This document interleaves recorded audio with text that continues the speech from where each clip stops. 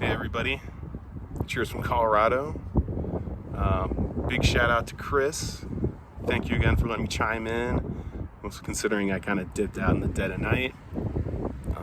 For those that don't know me, my name's Nick Berry. I used to book some shows over at So Addictive a few years ago, and many years ago I played in a band called High Five for Suicide. And, man, that was a fun enterprise for what it was.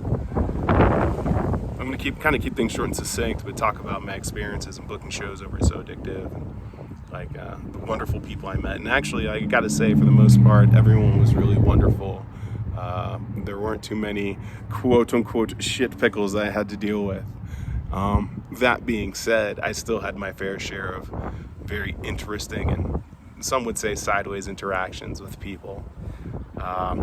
Just starting out, I fell into booking shows really by accident. An ex-girlfriend of mine called me up because she was working at a bar that was just doing random things on a night-to-night basis, and she was wondering if I might be able to bring in some metal bands for a night, and we could see how that went down. But yeah, doing this shit outside is always fun. I said, fuck it, let me go ahead and do this. I hadn't really wanted to talk to her, but opportunity is an opportunity. So I struck while the iron was hot. I got in there and I talked to the owner, this guy Dewey, and he was incredibly skeptical, mostly because of this, which was a shame. He was like, "You book metal shows?" And I was like, "Yeah, man, I used to do it for a long time. I'm sure I could bring in some people." And he was really skeptical, but he took a risk, and he said, "Go for it. I'll give you a month to see what you can do." So I went ahead and called up some friends, booked a show, and kind of went from there. And one show kind of led to another. And after a few months, Dewey was like, "Hey, why don't you go ahead and do this on a pretty regular basis, every week?" And at this point, I was like, "Oh man." I think I was going to school at the time. I needed some help in booking, trying to do booking at that level. So I went ahead and I called my buddies, Steve Kirshner and Elena Goldberg. And they went ahead and helped me out through the next year, booking shows on a weekly basis and bringing in all sorts of wonderful talent. We saw So Addictive change from just a regular bar and becoming a gay nightclub, I think the first of its kind in Northern Virginia.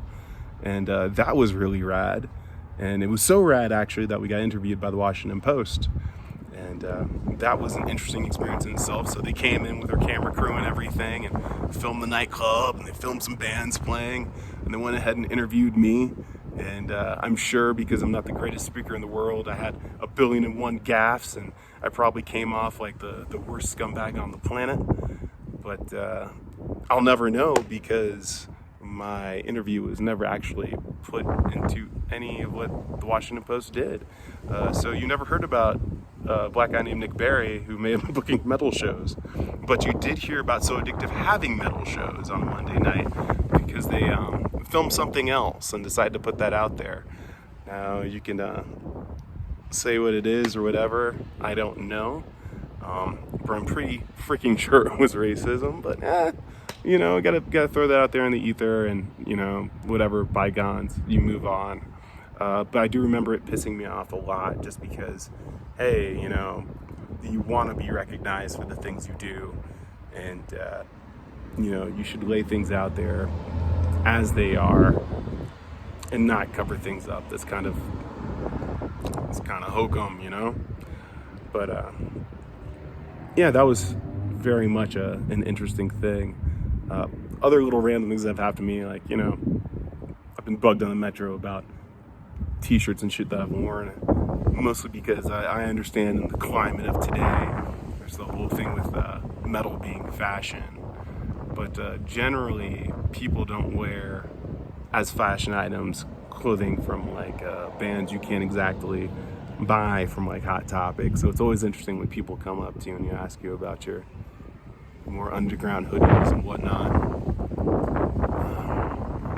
I guess we could talk about gatekeeping and everything else, and how this is problematic, and how people of color tend to have to deal with more gatekeepers than others. They're not given just the benefit of the doubt, and that's sad. Thankfully, that doesn't happen that much in DC, home of the bad brains. But, you know, you'll still see it. Definitely see it out in the burbs with the more elitist types. And generally, I want to say probably elitism is used to be discriminatory in our scene. And it's something that we should go ahead and confront and, you know, say something about. You know, if you see something, say something. You know, it's not good to keep your mouth shut. None of us are perfect people. We should always be striving to be better. And, you know, this is one of those times where, and this is one of those moments that we could really go ahead and reflect on where we've been and where we can go and how we can improve on our lives and, you know, how we treat everyone. And not just in the metal scene, but just, you know, on a day-to-day level. You know, music's for everybody. There's not much else to say there about that. Music's for everybody. We should all be out there sharing it, enjoying it together. And if you have a problem with that, fuck you, because that's what should be said. And, you know, honestly, I hope everyone has an awesome day today. You know, it's easy out there. That's my 2 cents.